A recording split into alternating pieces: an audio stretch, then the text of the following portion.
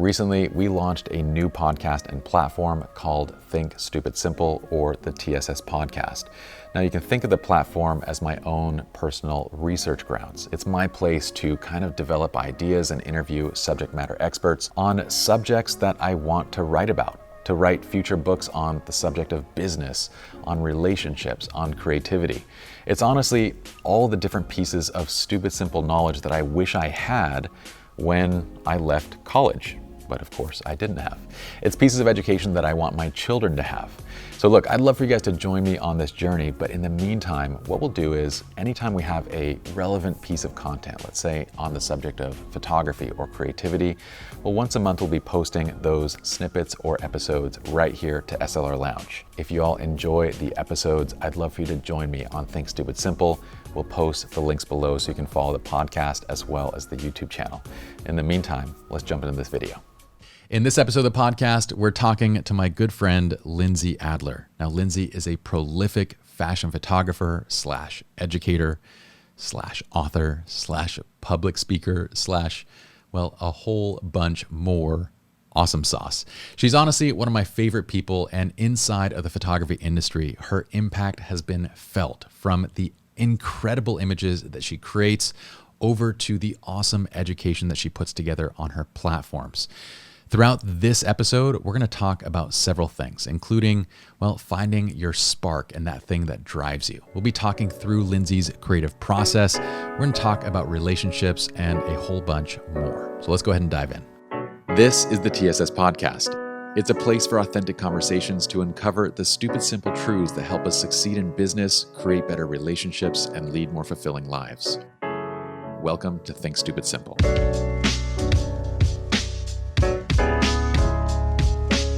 My friend, thank you. Thank you for joining us, for gracing us with your presence. Now, my camera is over here. The screen is over here, so I'm probably going to be looking over here most of the time. Where are you at right now? So my lovely significant other has a house in New Jersey that it's actually pretty awesome. It's a converted barn from late 1700s, early 1800s. And so this is rad. The holiday spot, and it's wonderful. It's good to have the basically totally two completely different lives, because I have my New York City life apartment energy, and then this is as far the opposite direction as you could possibly get. So it's good respite either way. It's good respite. I was going to say, it doesn't look like Manhattan necessarily from the little I can see. No, not at all. You guys out there just for the whole holidays, or you guys just been there for New Year's? Yeah, and I mean, honestly, because of everything that happened this year, I spent most of my time here this year. Oh man! You know, I love New York, but New York wasn't itself, and so we had to take a little break from itself. No, for a while. Still not. It seems like. I will say honestly, I was walking around for seeing like the Christmas lights and whatnot, and it still had a good energy and it still had a good vibe. It wasn't back to normal, but it's still, even on its worst days, an inspiring place. I will agree with that. I will agree with that 100%. My friend, I forgot to light our ceremonial content creation candles. This is what we do at the beginning of every episode. That sounds romantic and igniting. It is very romantic. I have another bro sitting 2 feet away from me. No, I'm sorry, 6 feet away from me. It is very romantic. Lindsay, I'm so curious. What has 2020 been like from your standpoint? And let me say before, that's so annoying because I asked a question, but I'm going to say something else. Fine. I will say that there is only one other person on this earth that I personally know of that creates more content than I do. I create a lot, and I'm writing, and that is you. I don't know. There's no way. There is no way. You definitely create more than me. What are you talking about? No, I feel like I see you everywhere. And you're on YouTube. You're on Adorama TV, which is amazing to have you now on Adorama TV as well. Yeah, they're awesome. And then you also teach with Creative Live. You have your own platform. You're constantly shooting. So what has 2020 been like in terms of like this shift? I think there's two questions that are wrapped up in that question. So the first question is business wise, and then the other question is emotional wise, and how those two intertwine. Because Tell me. in my life, sometimes often they're one and the same. So when I started off the year, I had, as you do, I definitely set goals and certain things that I want to accomplish. I had one of the very typical goals of certain places I really wanted to travel. Yes. So we started off there. But basically what happened is I did WPPI Yeah. in end of February, beginning of March. And then my life completely changed because typically I would say I'm on the road in a given year. I probably do, it's a minimum of 2 flight trips somewhere out and back per month. So 2 actual trips someplace. And sometimes that's overseas, sometimes that's to someplace in the United States. And all of a sudden, I found myself with absolutely no travel. And so I had to figure out what to do with myself. Okay, so this is where it comes into both the business and the personal. The business side of it is, of course, a good portion of my income is related to the public speaking and traveling and whatnot. So, Yeah. of course, I had to figure out what I was going to do business wise. But something that I realized definitely during quarantine was that part of my self-worth, self-esteem, really understanding of myself has to do with teaching as well as presenting and being in front of others. Like the act of getting up there, commanding a space, educating, sharing, like it's a persona, but it is me. And all of a sudden that piece kind of got ripped away. So I had to figure out how to handle that because that's kind of how I've come to understand myself. That's so interesting. So And let me, yeah. for context, a lot of our listeners aren't actually photographers. They might be creative professionals, they might be lawyers, they might be other stuff. So let me just say that Lindsay is you are, during a regular year, 2019 and before, you are standing in front of thousands of people on a regular basis teaching, and honestly, like owning the stage. Everybody loves watching you teach. It's absolutely fantastic. I love watching you teach. Not only do you Thank you. have such a great command of like just how to convey messages, but also what you're creating in front of people is absolutely incredible. So I can totally see exactly what you're saying, because there is a huge portion of your identity that is this. I mean, it doesn't have to be that way, but I think it's natural. Like it's natural that it's a piece of who you are, Yeah. and to then just essentially overnight not be able to do it. Yeah, well, and I think since you are my psychologist friend. Yes, you're not a psychologist, but you're the one who's like, let me sit back on this couch and tell you my troubles. I'm like a doctor, but without the But degree. not. Um, no, so, I mean, but then I think it encourages me to share that part. I think um, one of the challenges of life is figuring out not just what brings you joy, but what also brings you self-worth. And it's kind of sometimes you find things that become like a drug, Yeah. that they're a replacement for something else. And so it's not that teaching and all those things don't make me happy. It's that it's like, oh, that is what makes me happy. And it's like, okay, let's reset and figure it out. So that's actually why you'd say that you see me producing a ton of content is once we were able to go back to shooting Yeah. and do so safely and figure that out, I couldn't do public speaking. I couldn't travel. So I just go, okay, how I'm going to not only fill my time, bring myself joy, bring myself self-worth, like all of those things is I'm just going to produce a ton of content. Yeah. And so, I mean, I was in the studio a ton, and I bought a new studio Oh, this quarantine, which congratulations. was thank you, which was like such a strange thing to do over quarantine. But part of the reason I got it is because it's much larger, so we were able to social distance and Oh, really that's like awesome. feel like we could get back to work safely Yeah. without feeling like we're on top of each other. So that's why you think you see me everywhere. everywhere is for a certain extent of my time. It was like, okay, I sat home enough. I did like country stuff and like relaxing stuff. And now that I can get Country back to the stuff. city, I'm gonna just I did I built stone walls. You I did? did. Like I legit. cannot picture you doing this stuff. Me neither. But I mean, they're not like huge, but like all the landscaping here. Chris got this house last year, and so like I did landscaping work. But it was good because like, when you want to zone out and listen to a podcast, pick up rock, move rock, set rock down is like a really good way to get into the groove of just thinking of nothing.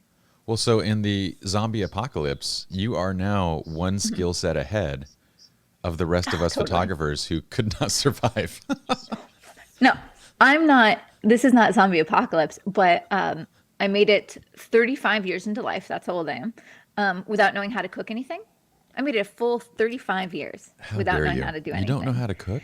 And well, but over quarantine, I learned the basics, and so like, I'm less intimidated. It used to be like What I are the felt like basics? a. Tell me what the basics are. Because I'll bet that I I mean, never learned cooking formally, so I'll bet I don't even know the basics.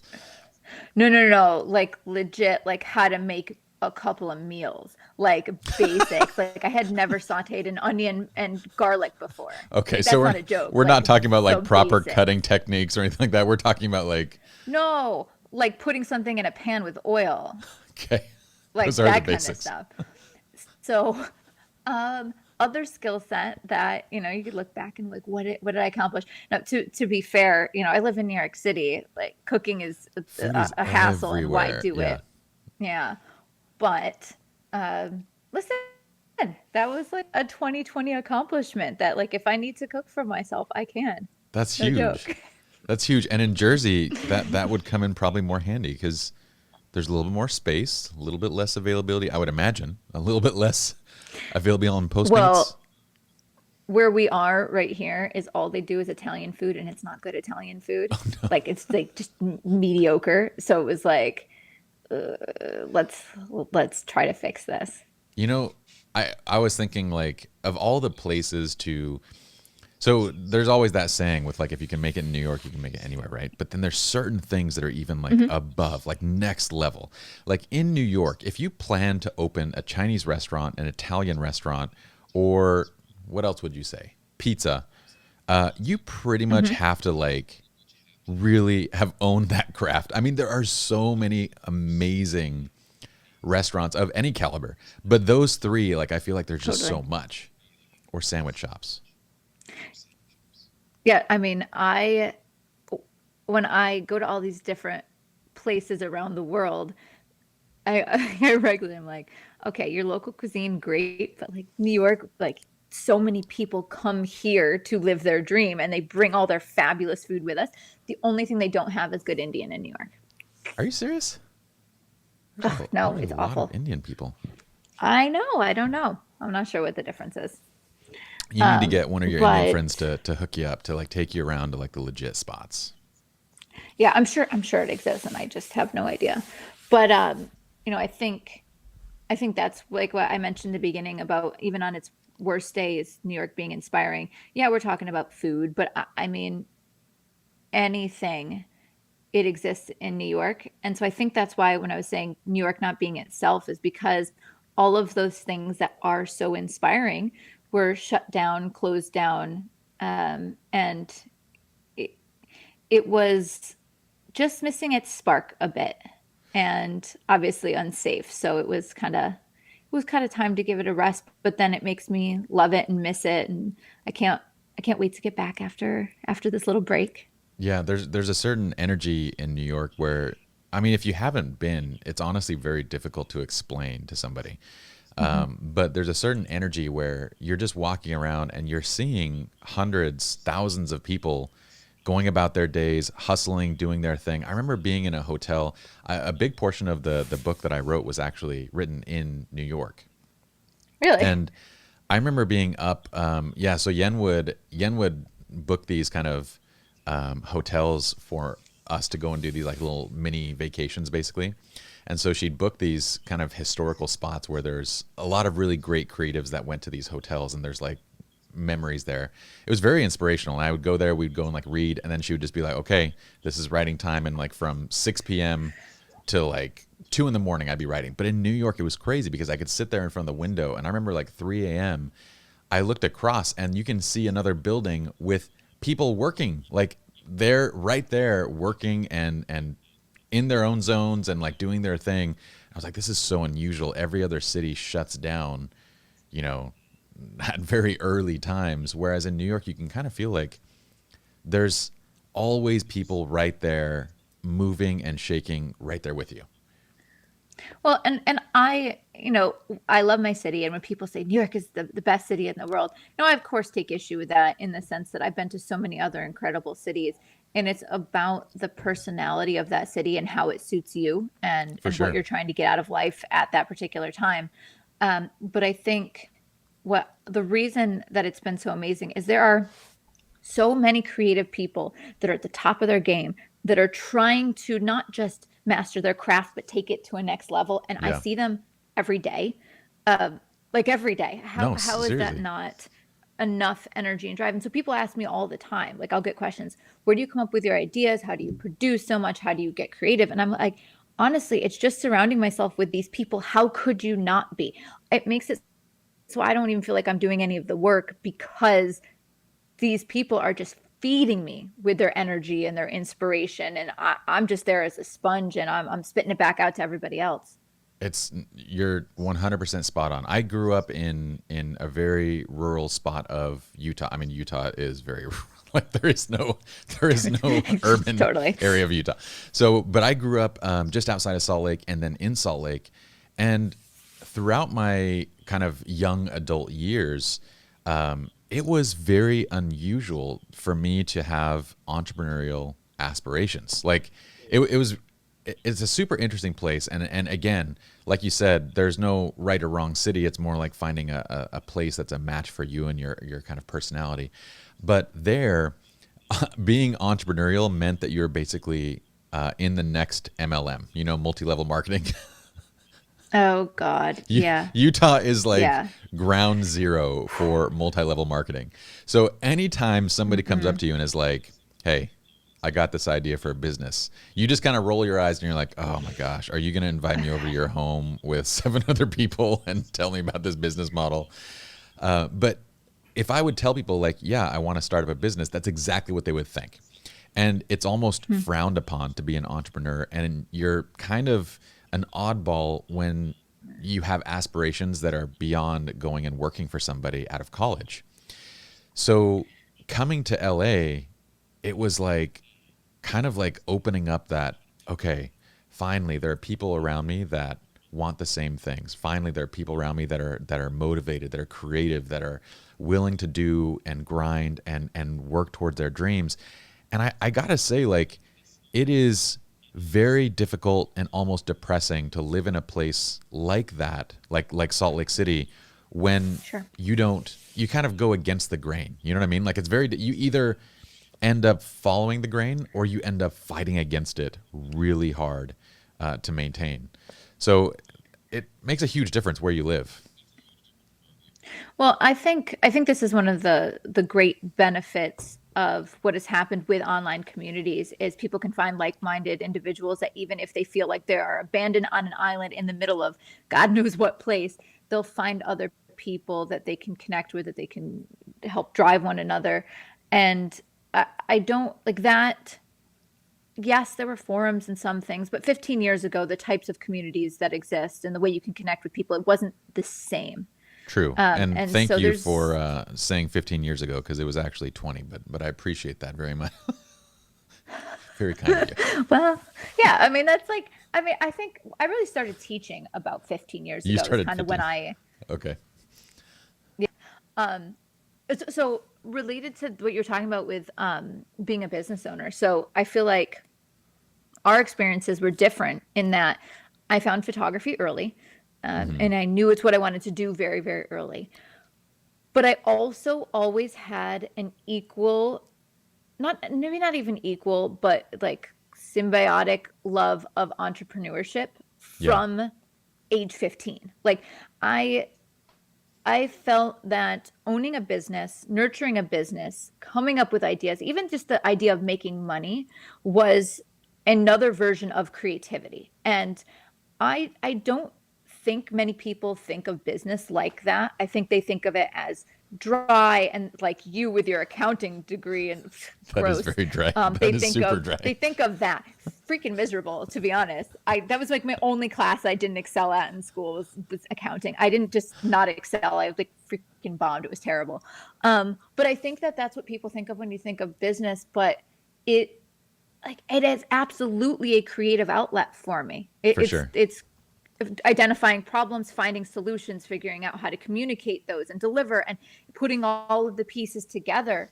And so, when I think of creatives, I don't just think of artists as, okay, you have to be a photographer, a painter. I think that you can be a creative business person. I would agree. I don't I think think many you people can think of it that way. you can be a creative accountant, Lindsay. It's not necessarily a good thing. Well, creative accounting puts you into jail. You can be creative at anything. Totally. Yeah. No, Okay. I, So I would hopefully agree. this is not his business advice to go be creative in Yes. accounting. I will always asterisk my accounting advice. No, I feel like you can be. I agree 100%. As I've met many creative lawyers, I met one lawyer who he works for this firm, and he was like, I'm actually going to bring him onto the podcast at some point. But he's a friend of ours. He works for this really prestigious firm, and he goes, one of my partners, his only job is just to sit in a room and to brainstorm, basically like the what would it be, like the crux, the linchpin, the hook of a legal case. He wants to like just brainstorm the hook of a legal case in a way that would, it's essentially marketing. It's legal marketing in a way that would translate to the jury. So he's like, all I do is sit in a room and figure out what is the hook, what is the basic premise that this jury would understand. And I'm like, that's marketing. That's not law. No, totally. It makes perfect sense. It totally does, especially since it's just what you said. You're reaching individuals, not the letter of the law, where you plug in my case XYZ versus yours, calculate, formulate, spit it out. It doesn't work that way. For sure. So Did you see since you have kids? Did you see Pixar's Soul yet? yes, we just watched it last night. I freaking loved it. Oh my God. I freaking loved it. Okay, so as we're going through this, if anyone hasn't seen it, I mean, it doesn't give anything away. You have to watch it. It's wonderful. But fundamentally, it's talking about people needing a spark in life, and the passion, but also just the desire to live and enjoy life is the spark.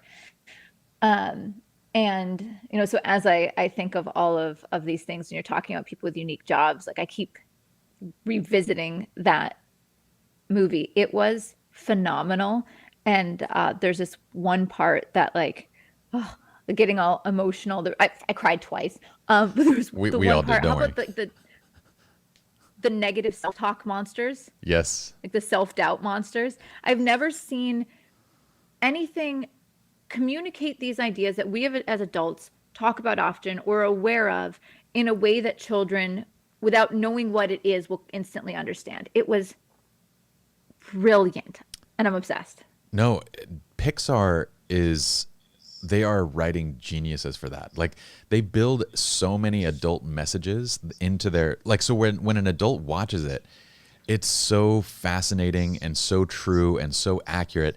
And yet you look at your kids, and I have 4 of them. Well, 3 of them actually know what's going on. 1 is a newborn. But you look at the kids and like, they're just having a ball and they get it. And you're like, no other no other team of writers writes messages that translate to both adults and children better than Pixar. I can't think of it. Anthony, can you think of a single one? I can't think of one. Can you think of one, Lindsay? No, nothing. I don't even think anything touches it. And so we watched that, and then we went and watched Inside Out, which I like Soul better, but Yeah. Inside Out, when the point is like, you can't have joy without sorrow. And it was like, ah. I will say there's crying one throughout Japanese that. studio that does, I would say, is comparable as their version of Pixar. Studio Ghibli. Oh, Ghibli. Yeah. They're good, but like I even feel like Studio Ghibli's they're not as I want to say like Pixar is more mass market, like mass audience, whereas Studio Ghibli does more like nuanced, Yeah, they're very niche kind of stuff. Yeah, they're very specific to Japan for sure. But I agree that they're really good as well. Okay, so I am super curious about speaking of like kind of inspiration, those kind of things.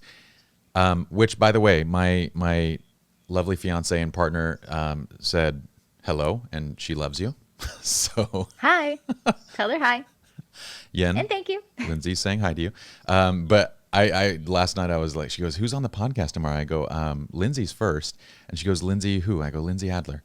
She goes, "Oh my gosh, Lindsay's gonna be on the podcast." She's like my favorite, and Oh, so she puts you and Sue Bryce into this category of untouchables, which every time she sees my work, she's like, "It's okay, but like Sue and Lindsay, they're good. Like they're actually like." brutal. This is my That life. is brutal. So, but the crazy part is, can you actually pull up some of Lindsay's work, Anthony?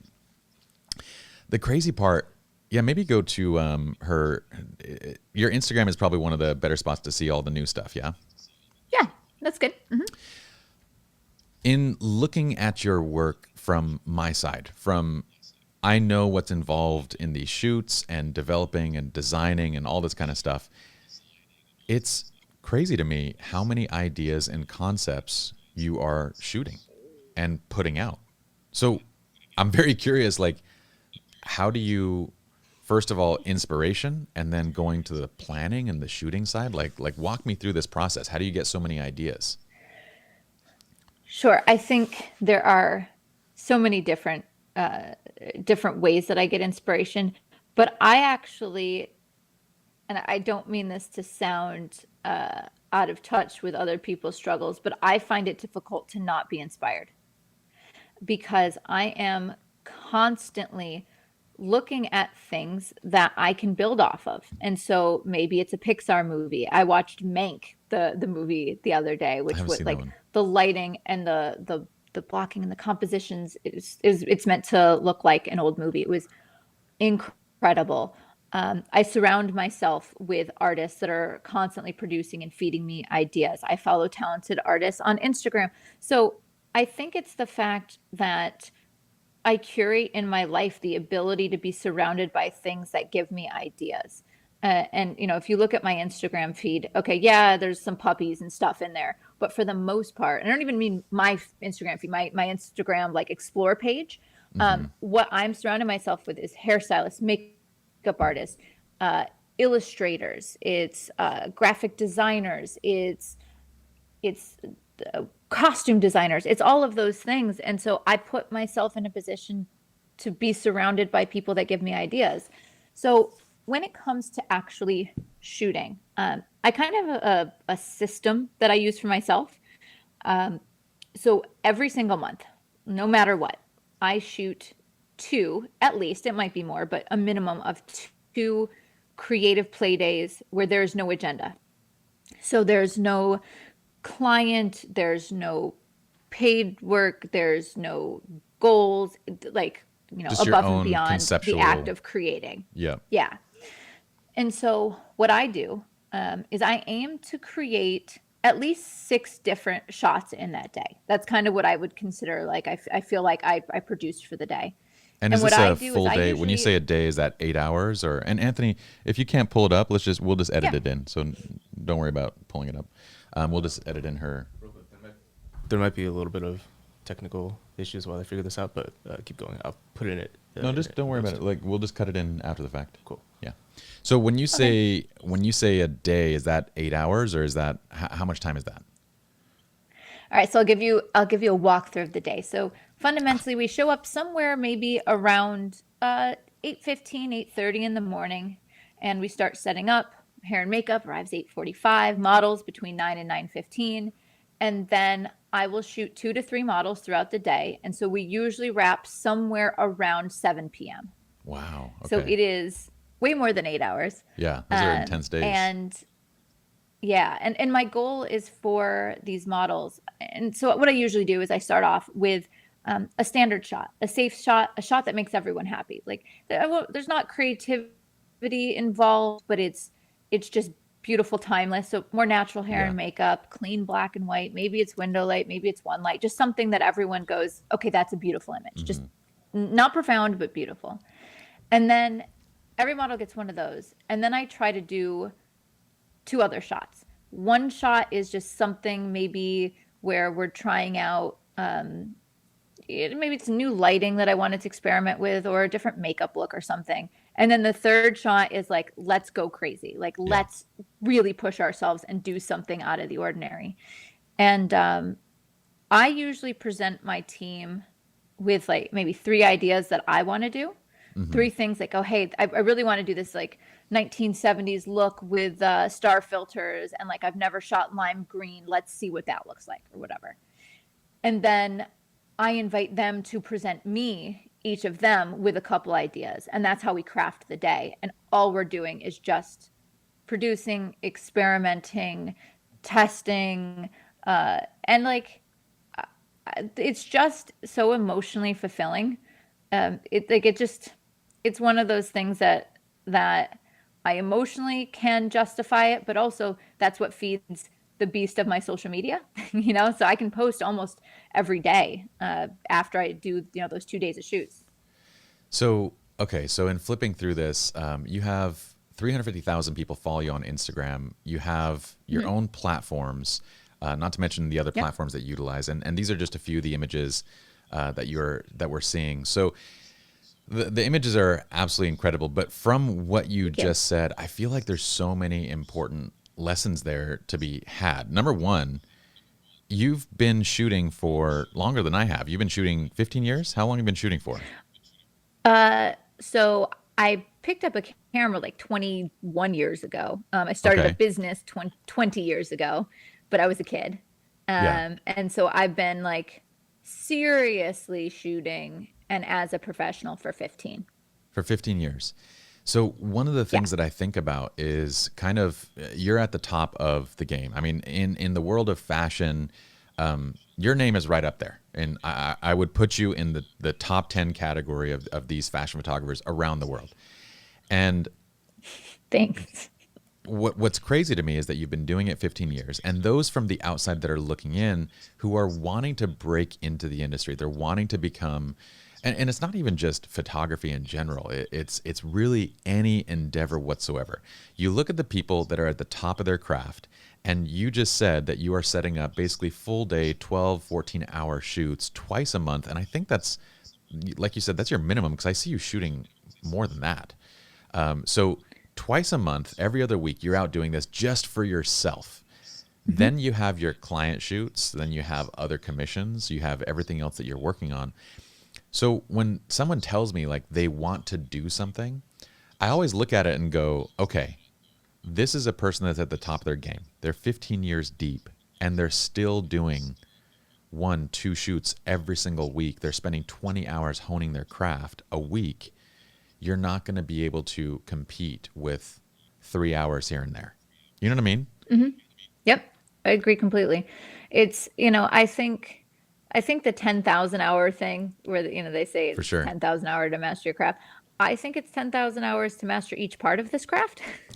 I think it's 10,000 for the lighting and 10,000 for the posing. One of the things that keeps me driving is, especially in the age of social media, there are so many brilliant photographers out there that you realize nonstop that you will never know everything, achieve everything. Like there's no end point. For sure. I think. And I think that some people might think that's discouraging, but I think that means that you just keep going. I also think photographers in general, I mean, let's go back to our 15 years ago. How much better is the average photographer, like working photographer now than 15 years ago because of the education, inspiration available to them? Oh, dramatically. I just think the average person is dramatic. Quality and style and totally. 100%. And so I think it's like, the rising tide, like it definitely feels like that. I feel like we're all getting better. I mean, you take the average, like decent working fashion photographer now and plunk them in 20 years ago, and their skill sets is far superior. Yeah. One of the things, go back to Lindsay's website for just a second, because One of the things that I think you've done very well, and just kind of slowly scroll through here, Anthony, you have, so in the going back to this 10,000 hour idea, you yourself have however many tens of thousands of hours in each of these different realms. But what you've also done is for each of these shoots, it feels like you have brought in a team that has 10,000 hours in their own realms when it comes to makeup, For when sure. it comes to wardrobe, when it comes to the model themselves and the experience they have, when it comes to retouching. So you've kind of put together these teams of masters that are behind this incredible body of work that you have. It's very special to look at. Thank you. I don't know. I'm sorry. I'm No, just it's for like, I'm lost just staring at them now. it's for sure true. But I also think people love to take a cop out of why their work doesn't look like XYZ. They'll say, okay, well, your models are better, your hair and makeup is better, I can't do that, like you have access to these things. And I just think it's the biggest cop out ever, because where do you think I started? Yeah. Like, I started photographing my classmates. I worked with the hair and makeup artist around the corner at the hair and makeup salon. Some of these people I continued to work with, and we grew together. We put together our 10,000 hours as collaborative effort. And then other times I would find artists that I would reach out to that would help jump me up in quality. It's if it were up to me to create the work, when I look at these people that do the hair, the makeup, the wardrobe, oh yeah, and they're the model. I'm not wired to be able to do that. Some people, I feel as though they have such a complete vision in their head. They know exactly what they're looking for. But I'm not like that, in the sense that I need to plan, and my kind of my mantra of things is plan enough so that you put incredible things in front of your lens to be inspired by. And then build from there. And then I can feel from there what's the appropriate lighting, and then what pose is fitting that mood, and all of those things. So I'm just not one of those people that pre-visualizes everything to a T. I plan as much as possible and then try to evolve it to its highest state. So what does that look like in actual practice? So you have a test shoot coming up in, let's say, 2 weeks. What does your planning process look like? How far are you defining a mood board and then kind of letting your stylist run with it? What are you kind of going with? Yeah, so I have a shoot on the 14th, Okay. and I already have my mood board going. So, Awesome. so basically, it's just a Google Doc. It's nothing fancy Yeah. for my team. So I'll reach out and I say, hey, hairstylist, are you available this day? Hey, wardrobe, hey, makeup, whatnot. And then I will put on there my 3 loosely defined concepts. So for example, I know that I want to do something for Valentine's Day. So I will have a shoot, because I'm planning ahead. This is also, even though this is, for the love of it, it's also people share pin like things that are timely. And then, commercial clients are going to look at that next year as they're trying to put together whatever their campaigns are. So strategy. So I have inspiration for Valentine's Day, inspiration for the Pantone color of the year, which Okay. is yellow. It's yellow and gray, but yellow. And then I don't remember what my third one was, because I actually put this together a few weeks ago and sent it out to everybody, so I get it done before the holiday. So then what I do there is I put inspiration of the types of things that I'm looking for within each of these categories. So I actually plan enough ahead that I've got a friend who's just like insanely talented. Her name is Lori Sun, and she does headpieces and necklaces, and she basically is a designer, but she does a lot of ancillary things, meaning like hats and whatnot. So I put together this mood board for her for Valentine's Day, and then in it I said, hey, this is what I'm looking to do. Could you make a piece that looks like one of these? So for example, I sent her a link to lace that I found on eBay, and I kind of sketched out like the frame of a heart with this red lace over top, and said, could you make something in this vibe? And so she's actually now back at her place doing that design. So it's not like, hey, we just show up and wing it. There's definitely some planning, and then other times it's the hairstylist goes, okay, her hair is great for whatever, and then he'll sculpt something, and I'll go, okay, great, makeup. This is what I'm feeling out of the hair. Okay, they put together the makeup. Then it comes in front of me, and I go, what character am I being presented with? Is this light and airy, and should they be laughing and carefree, or is this something sculptural and dramatic? So I need to make sure the light is making all about the shape, and the identity of the person is completely irrelevant. In fact, I'm going to have their face in silhouette. Like, it's that kind of development. It's so there's some preparation, and some it's just during the day. Well, I love what you said, and I'm hoping Anthony marked that as a soundbite. The plan just enough where when they're standing in front of your lens, I'm paraphrasing what you said, where you feel inspired when they stand in front of your lens. And as I think about that, I can't agree more. I mean, so much of a lot of times, I in every single shoot, I go into the shoot with kind of an idea of like what I want to do. Sometimes I'll actually say, I'm literally not going to plan anything, and I just want to test myself conceptually of like what I can come up with. But there's always some form of plan. But what I've noticed is if I don't plan something and you're surrounded by the same tools and the same things, like you're in the same environment, it's very difficult to step outside of what you typically would do. 1000%. Right? Yes. So yes, because it's whatever is easiest, what is surefire. But then if you do what you already know, then where are you going with it? Yeah. It's not testing yourself. 100%. And sometimes it's as simple as just going on a walk and like going and like just changing your location, like taking your subject and changing location. Other times, if I plan to shoot in the studio and I know, hey, I've shot in the studio 1,000 times, I have to have a plan. Like you said, I have to have something there to use. Otherwise, I'm going to default. I'm going to go back to stuff I know. Well, as a fellow educator, I think that you might be able to speak to this as well. But I think another place of inspiration that I haven't spoken of is the fact that I'm teaching, because sometimes I will create something that is based upon something I want to share with the people I'm teaching, or something I think that they would benefit from.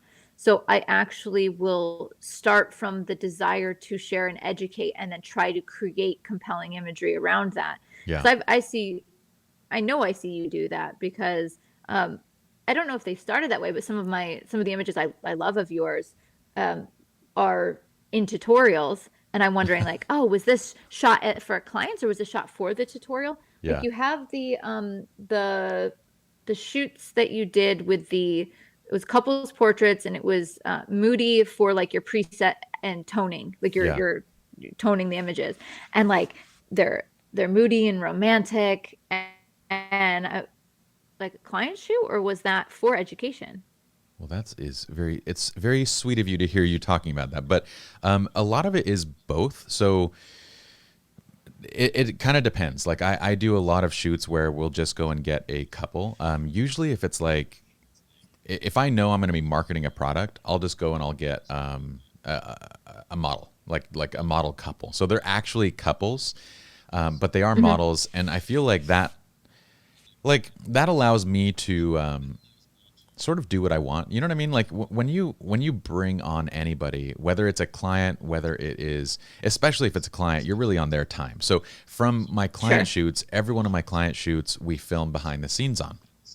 It's a requirement if they book me. Yeah. So if they book me to do their shoot, it's a requirement. So, and it's part of, I think my wedding minimum for 2020 and 2021 was somewhere around 20,000. So if they book a wedding, and they allow, like, BTS is required, then we just automatically like knock off $1,000. You know what I mean? So we basically build it in to each of these packages. Cool. But when I'm on client time, I'm doing the things that I know, right? I'm doing the things that I know are going to yield results that they appreciate, that they want, based on what I know about them and who they are. So at best, what we get from those shoots are like kind of little tutorials and things that I can build into YouTube content, like, talking head pieces where I can come here and say, okay, I'm going to explain this. And then we cut to those shoots and show what it was. If I know I just need to teach and create content, then it's always models, because they're on my dime now. It's my agenda. Sure. It's I got to do whatever I want type thing. But every one of my shoots are filmed, and depending on which one you're looking at, it could be actual clients. It could be, if you notice, I'm not teaching there. If I'm not teaching on location, then it's always that's a paying client. So, but Gotcha. That's Cool. the only way that I can keep up with everything. Well, that actually is kind of crazy to me, because I definitely have my off client days, meaning like I'm not looking so cute and like maybe I'm not like my best self, but I'm giving them everything. And I'm like, I don't have this do problem. not want a Lindsay. camera on me in those I days. look like this 100% of the You're time. gorgeous 24/7. I don't Makes have your life good or bad. easier. I just fly average You through just everything. have. So funny. But so going back to inspiration and talking about kind of the things that you're doing, it is very unique, very creative. The work that you're doing, I see it getting imitated a lot. But I also am curious. You mentioned one thing about kind of people and their excuses, right? I feel like online education is like this.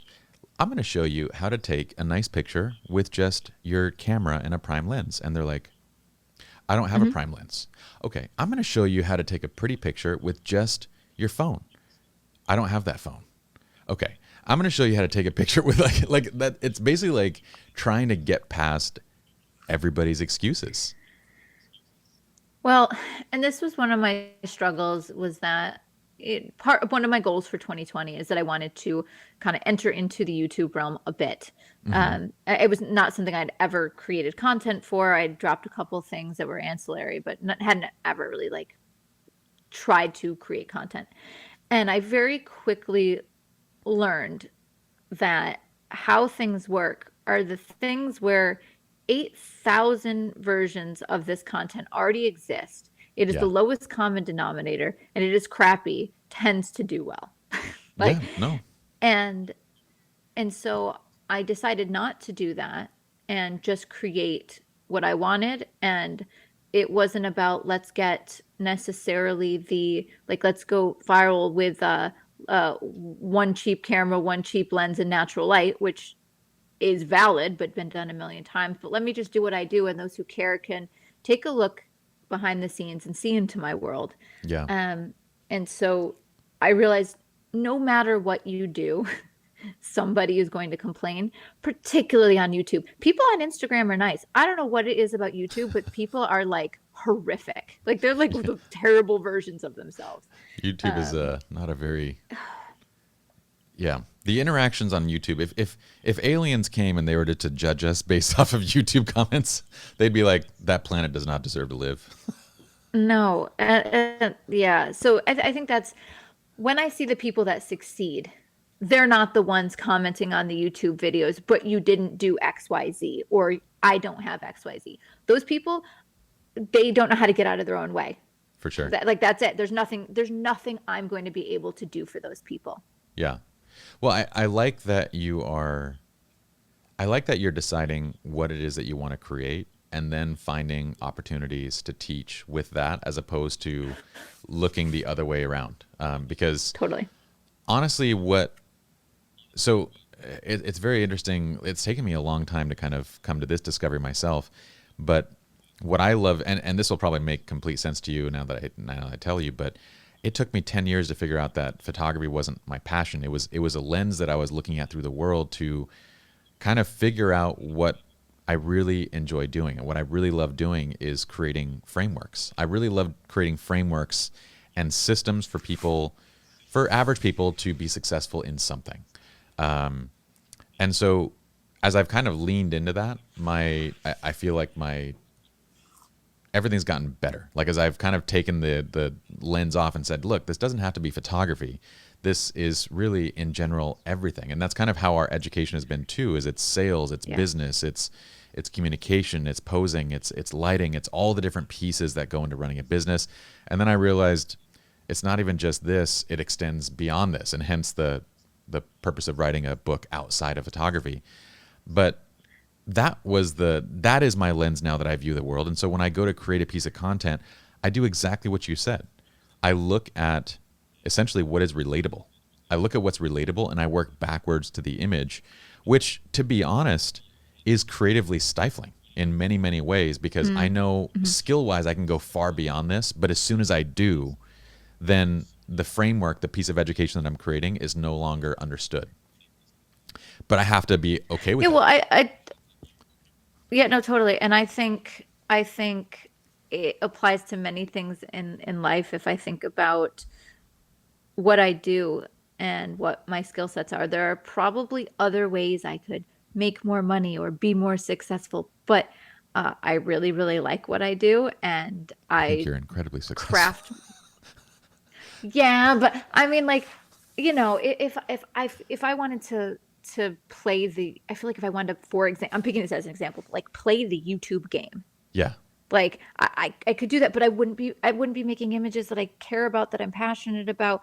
And the same thing. So like we both create content for Adorama TV. Part of the reason I agreed to it and I loved it is because the topic they let me speak on is inside fashion and beauty photography. So I basically create something I enjoy, work back and share how I did it. And so it's just, I get fulfilled by what I'm sharing, and then hope because I'm fulfilled, it is reaching people. I don't know. I'm very happy with what I was able to craft around the the relationship between my teaching and image making. Like I'm definitely super happy with it. Now I want to say something about your frameworks. Okay. Do you have this, or can you make it for me? I need a framework for recruiting talented employees / nurturing / managing. I am the worst manager in the world because I try to lead in general by inspiration and by like I lead us in a direction. I'm moving the ship, but then when you let me down, I'm pissed. Yeah. Because I was like nurturing and encouraging you, and when you let me down, like you let everybody down. It's like, and I'm just real bad. Do you have this? No. Do you have this And education? I'll be honest, come on. I am Help me out here. I am not very good in that realm either. So Justin, You have so many employees though. Oh, because you have someone that helps with that. Justin is our CEO, so he like manages it. Yeah. So I'm the same as you, where I can think very big picture, and like this is the goal, this is the direction, and I can push and I can work and I can be the example leader that kind of like, hey, let's all go this way. But I get really frustrated with day-to-day nitty-gritty management. Like I don't like it. Same. Yeah. So is your solution is work with someone who does that for you? Like, is this something that can be like, it can be improved? I went online trying to look for, and so I'm like a third of the way through your book. Maybe the relationships things will help improve this. But when I'm looking online about like being a better manager, and none of it seemed applicable to me as a small business owner with just a couple of employees that are core. Yeah. It just seemed more like you're working for a corporation managing, and like. So this get your CEO to help with this, and that be his next book, okay? Well, so I would say this, in my own core team. So there's certain things that I look for above. So Anthony is part of my core team. Mike is part of my core team. So when it comes to the people that I work directly with, I look backwards at their skill sets. So I actually look towards the things that are most difficult to. Like, what are the things that essentially annoy me the most? And that is, no, totally. That's kind of the way that I operate. So the things that annoy me the most is when somebody is not like self-starting. Like if I have to tell you what to do, that's a massive issue. If I have to, keep you consistent, that's a massive issue. So I look backwards because like the other stuff, like let's say at the far side of, let's say what Anthony does, I'm gonna use Anthony as an example. So Anthony, you can feel uncomfortable or chime in or whatever you want to do. But the technical side of what Anthony does is editing. But to be honest, I can teach you how to shoot. I can teach you how to edit. I can point you towards a million resources. That is the easiest thing for me to give you. So when we look for a team member, we're generally looking for essentially self-starting, attitude, every other piece first. and then bring them on and saying, okay, if there's technical holes, we're okay with that, because those are the easiest pieces to fill in, where I think most people hire based on technical expertise first, and then they get frustrated by all these other things, which honestly, how do you teach a good attitude? How do you teach someone to be self-starting? Like, what are you going to do? Like, you're going to call them up in the morning? Like those things don't work. So that way, like Anthony, I hardly manage Anthony or Mike at all. They have kind of this list of things to do, and we all kind of know where we're going. We have like once a week kind of conversations, twice a week conversations. We have like an ongoing, so I have created systems around this, but at the same time, knowing who I am, I keep my core teams very small. Whereas Justin can manage a team of 30, but that is his primary, focus. I would say Justin's, going back to Soul, are sparks, right? My spark is frameworks and overall kind of direction, creative direction. Justin's spark is business management and growth. He loves scaling. That's amazing. So like, oh man, I'm stealing him from you. I'm just kidding. No, I can't afford to steal him from you. He is worth stealing, that's for sure. Chris' spark is marketing. So like, we kind of all have these different, natural pieces that went very well together. But I feel for you. Maybe one day. No, I'll tackle. I think it's super. No, I think that's another creative problem solving element that, even as an entrepreneur, I think definitely I think they give different titles to types of entrepreneurs. I'm the vision entrepreneur, and I'm the nurture entrepreneur. And so I think one of my goals this year is to try to work and improve that and try to scale a little bit. I find that trying to build on your strengths as a creative and balance it with business is fun but challenging. And so like, you're one of my few photo creative nerd friends that I can discuss this with. So that's why I always pick your brain about it. Well, it's interesting because like I have a hard time with this. I feel like everybody should work on, weaknesses. Like, you turn weaknesses into strengths. I generally believe that. But at the same time, I also believe that you have to build the business around your personal values and like who you are. Mm-hmm. So for you to, I think if you were to put yourself in a managerial role, I think that would really stifle your creativity, your desire to do it, like all those things. So you mentioned earlier, should I just hire? And I would say, yeah, if you're at the point where, hey, look, I could put out 2 times as much if I had somebody managing the day-to-day, then that's exactly what you should do. And then find the person that is self-started and believes in your mission and all those things. Yeah, and that's one of the early business, like the pieces of business advice that I give photographers is what happens is when photography transfers from a hobby over to potentially a career, to a job, you get so excited to actually be making money that you want to hold on to that money. You're like, thank God I finally have this, rather than reinvesting into your business. And so I think the reason I was able to get a pretty stable, strong business off the ground so quickly is because as soon as I had money, I put it back into things I didn't like to do. So whether it's hiring a retoucher, maybe it was to make me more efficient, or it was someone to do my bookkeeping and accounting because I was so terrible at it, or you name it. I wasn't trying to hoard my money saying, thank God I finally have it. It's like, if I put it back in, I'll have more later. Oh, and I'll be a heck of a lot happier. And so that was one of the things I figured out early on. Thank God. That's not easy, to be honest, because the starving artist mentality is real. Like we all, if you're an artist and you're successful and you're self-made, then you very well know the days of budgeting $2 a meal. You know the days of whether you're going to make rent or not. You know the days of what it's like to live off your savings. And credit cards. Yeah. And so when you, credit cards, don't know those, bad Lindsay. Well, you're fine. You're doing fine. Well, it was money on and then paid off each month, but it was, okay. It was crazy. But so it's hard to get past that. Even when these big jobs come through and you're making good money, it's hard to work past the starving artist mentality of like saving everything. And that's honestly one of the biggest limiters for a lot of entrepreneurs is they can't get I themselves agree. past that place. I So agree completely. And realizing, and trying to get your head around the numbers. So like when I bought my studio this year, um, at what point is increasing, let's say, the monthly cost of that space? And this is the challenge, right? So if the monthly cost of the space went up 25%, but now it's going to be equity, you're going to have yeah, an asset.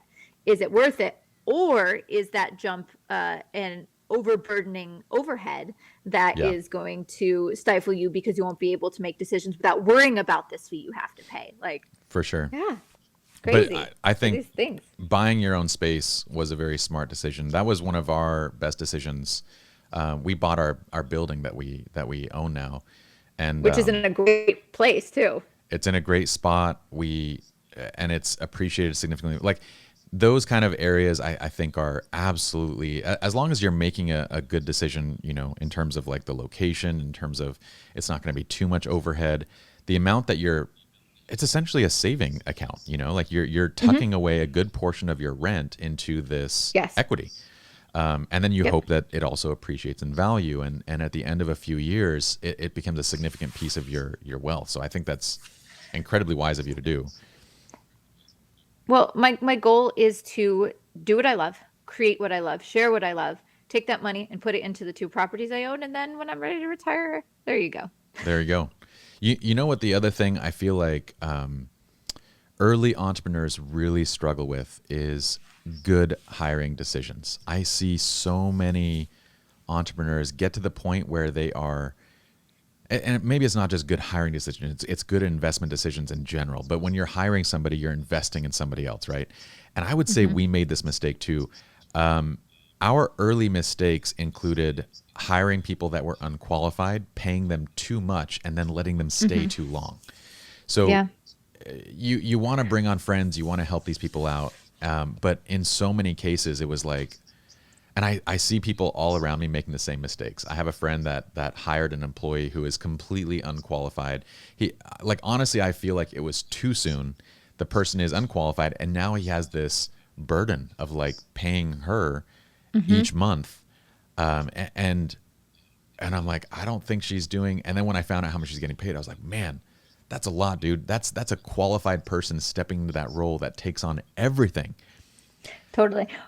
This I think a lot of this overlaps with content in your book about relationships. Does it? In that, I mean, it's feeling that you owe something to this person, or you want to help them, and then feeling trapped, and you don't take on the responsibility of, guess what, you made that decision, it's going to hurt, but you better cut your losses sooner rather than later. And like, I've hired significant others before, like as an employee, and then wanted to shoot myself in the head. So We had a like, conversation about that actually. yeah, so there's definitely that as well. Well, there was one year, this was about 5 years ago, that, and I, like, I try to think of linchpin moments in my life, turning points, whatever you want to call them. Hmm. And about 5 years ago, I ended some relationships. I don't just mean relationship. There was romantic, but there's also um, friendship and business. And I ended one, Hmm. and all of a sudden, a lot of anxiety went away, and a lot of stress and a lot of burden. And then I got rid of another one, and I got rid of another one. I caught like four people. It was like boom, boom, boom. And it like made such a huge difference in my happiness and my success, because these people were just dragging me to the bottom. And I think that was probably the biggest mistake of, and like your 20s, like you make lots of mistakes, but biggest mistakes in my 20s is nurturing and holding on to relationships when they needed to be gone a lot sooner. And Yeah. again, business and romantic and like all of it. So, I, when I was younger, I wanted everyone to like me, and I wanted to be everybody's friend. And I wanted to cherish relationships, but now I think I'm much more free and just ending it when it needs to be ended. And it's definitely for the better, for my sanity and for me moving forward. It doesn't mean I'm mean. I know when something's not working for me anymore. And I think if I would have figured that out earlier, it would have helped me on my path more pleasantly. We were friends, like I would say acquaintances back then, like 5 years ago. So it was probably a year or two after that that we actually got to know each other better. But I've been watching your career since I started as well. And what's crazy is that that period was a huge turning point, a visible turning point from the outside where you were successful before, but after that point, you kind of exploded. And I think it had much to do with, as you're saying this, it's like all that energy that's used up in these toxic relationships, that's used to just maintain this status quo. When you cut those things away, that energy is now diverted. Now I can say, I'm going to put that towards my business. And it's so much time and it's so much energy. You can put it towards your business, towards your craft, towards your own personal fulfillment. So it's been crazy. Like you've taken success and then you've 10x'd it over the last 5 years. Well, and the reason I sympathize with people too, where it's like, okay, I want to make this change, but it's going to cost me money and I'm going to lose money if I quit my job. Or if you're in a relationship and in this relationship, oh shit, we live together and this is going to be a huge cost and a huge burden to move on from this. But like one of the business relationships, I had to buy someone out of something that I didn't know them shit, but I needed to get rid of them for like 20 grand. And that is a ton of money. Like I don't like, yes, I want you to all think I'm super successful, but I don't have that money just lying around to throw away. Who has 20 grand? Yeah, and it was a ton of money crazy painful. And I think that's why I held on to things so long. And then it came back like so it's trying to figure out when financial burdens or just certain conveniences or being in the flow of something is actually not letting you reach here, like sustaining here. You can't ever get to this. So I'm definitely the last 5 years of my life been the most happy, the most stable, the most successful. And it's funny because I also haven't been, you might think differently, but as ambitious. Like when I was earlier on in my career, I was insanely ambitious, worked my ass off like crazy. And I was happy when I'd accomplished things, but I wasn't necessarily happy. And so when I finally got to just a really stable sense of self and career, I was like, I'm just going to keep doing this. It doesn't mean I won't move forward, but like, let's just hold on to this, do more of this. I always thought that pure ambition and growth for the sake of it was the only way to go. And I feel like, yes, obviously each year you want to grow in some way, but I feel good and I don't need to feel like I'm sprinting up that hill. It's an interesting thing, right? Because I was probably I was in a I don't want to say anything, overtly negative on this podcast. So I'm just going to say I was in a very bad marriage for the both of us for 15 years. And I know that feeling. Like it was because this thing at home was drawing so much and was still, in my opinion, not working. It was like I had to throw everything I had into making the business work, and the business, those things became my identity because that's the only piece that was functioning. And so I clung to it as if nothing else existed. Now, the crazy part is at the age of 35 was when I made the decision, like, this is enough. This is too much. I got to cut this off. And it cost me dearly. Like we're talking. Totally. It's weird how the concept that I use in the book is called resistance, right?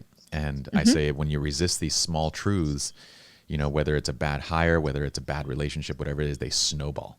And had I allowed myself to be wrong 15 years ago, it would have been like, Pi dated somebody and it didn't work out, or they got engaged and it didn't work out, or they were even married and they got divorced. That would have been the magnitude of the issue. But 15 years later, it cost me it was my entire fortune, basically. Close to $1 million in cash, a house, everything that I had to give everything just to retain my ownership in my own business. So just to be able to, and then on top of that, I was paying, alimony, child support, and everything. So Yeah. to buy back my business, and then to be able to Start basically again. support my ex and the kids, it cost everything. And I was like, that's insane that what was a small life mistake, if you let it snowball, turns into your entire fortune 15 years from now. But what's nutso is that in the course of 3 years, so I financially reset when I was 37. This is when it all finished. Financially reset when I was 37. It took me 2 years to get back to where I was. It took me 1 additional year to go beyond. That's what blew my mind, because it took me 15 years to get to where I was. It took me 2 years with my energy actually focused to build it all back again. Yep. 1000%. I completely relate to that, except for having that much money. Well, it's all gone now, Lindsay, so don't matter. No, I completely relate. I think the older I've gotten, the more I realize that people's success is not tied to how good their photos are. Yes. and how much they're learning about technique. And don't get me wrong, like I teach technique and I'm trying to help people, but most of it has to do with all the things that we've talked about, where you're placing your energy, how much you want to make excuses. It's all of those things. So can I say I appreciate that you're well-rounded in all of these things. I'm dying to ask something. What do you think of the book so far? Well, so it's funny because recently in my life, I found it useful to put names on things I've experienced. Okay. If that makes sense. Yes. So where there's bad situations, being able to go, oh, okay, that was narcissistic personality abuse, like that kind of thing. Yes. And so for the third of the way in, it's funny because I'm in a really good, healthy relationship. And so I feel like so far I go, yeah, no, I agree, because I'm there. I've seen the difference between good and bad.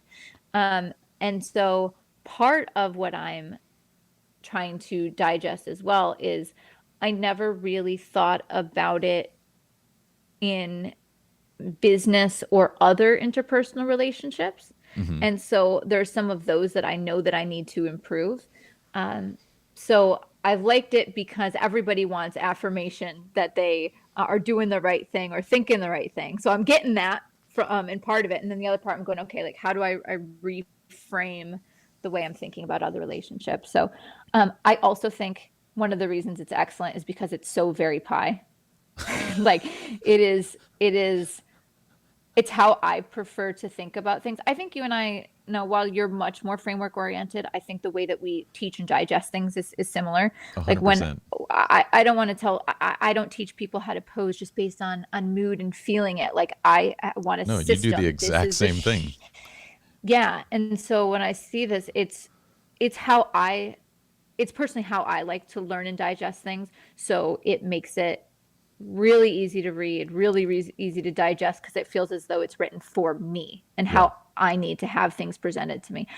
Also, and this is not to characterize men and women in one way or another, but in my relationships, I'll get emotional, where when I get emotional, it's not that it's hysterical, it's that things kind of just I can't process things clearly. Yeah. So it's good to be able to analyze when the emotional moment is not here, it's over there, and then there's a system to look at it, if that makes sense. Like it is pointless when I'm upset for me to have any sort of emotional or relationship discussions whatsoever. It is pointless for me. So it's good to have that system to look at it when I don't need it right then, if that makes sense. For sure.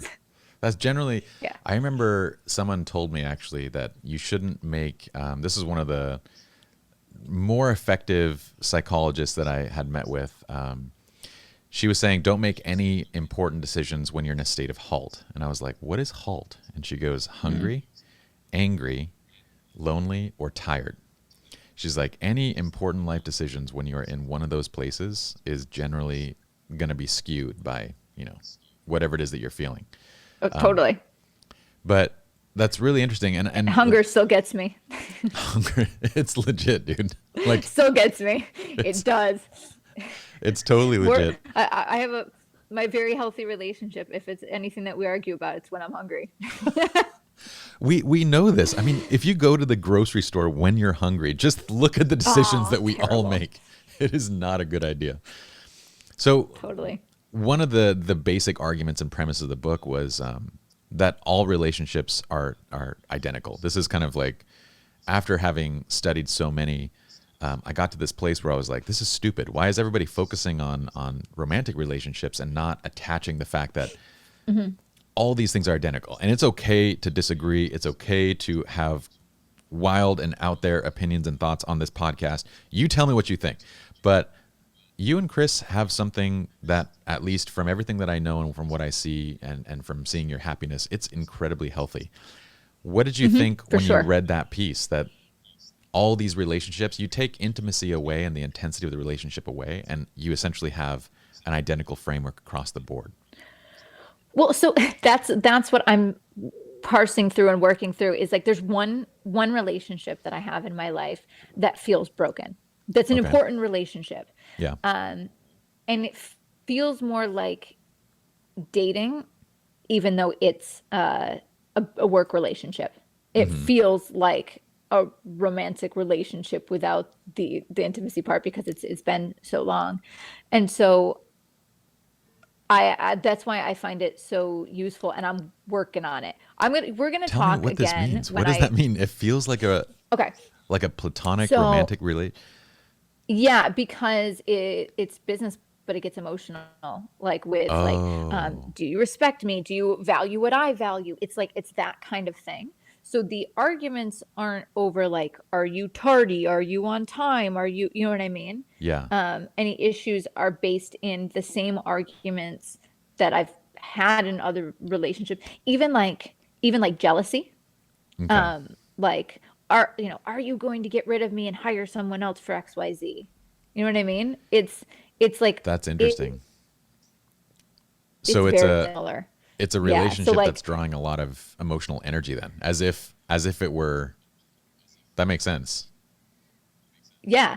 So that's why I'm like, I definitely have never put the thought into it in this way. It's more been like, I'm the effing boss. Yeah. And I'm not, I don't feel that I'm out of my, I'm doing anything wrong. But then that comes back to was it point number 2, about like, all right, it's a relationship. It goes 2 ways. Clearly I am doing something wrong, but I've never, because it wasn't romantic, I never cared enough to like put the thought into it. So that's going to be genuinely something I'm going to try to piece apart in the next few weeks. And then I'm going to report back to you on like how I feel I'm going to approach it. I'm not even kidding. Like, I'm so genuinely curious. No, I would love to hear how it goes. I mean, if you're comfortable talking about it, we can talk about it here, or we just talk about it later. But it sounds like, a lot of times we have, so even a boss to employee relationship, there has to be mutual benefit, right?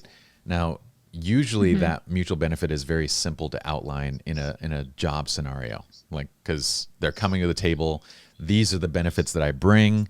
And the boss is, this is the benefit that I provide. And so usually it's like very straightforward. A lot of work relationships tend to become more friendship oriented, because this is kind of like our generation of, everyone wants more fulfillment. Well, and small businesses, especially, because it's not a predetermined hierarchy or bureaucracy of how things are clearly delineated. It doesn't work like that. And in small businesses, yes, you're the boss, but in your core team, yes, you're the boss, but you feel that they are, equally important to the success of the business. Yeah. So when you kind of like go to that place and you're kind of developing that relationship, if the relationship, like, you can say, well, yeah, the relationship is clearly mutually beneficial, and like, this employee is doing a great job, and I am, they're being provided with the income and that kind of stuff, then I would at that point say, okay, if there's a lot of drawn out conversations, then there's a mismatch in core values. And what it is like, let's say for you, you're not the type of person that needs, you're comfortable in your identity, you're comfortable with who you are, you're comfortable and secure in that place, right? But when somebody is developmentally behind, let's say that they're coming from a place where they're not yet, psychologists would say self-actualized, right? If we're using Maslow's hierarchy, you'd be self-actualized. Let's say that they're coming into a state of like, I'm looking for love and belonging. Then what they very much value in that state, even more than money, is praise, reassurance, and all those things, because they're not yet comfortable with that secure identity.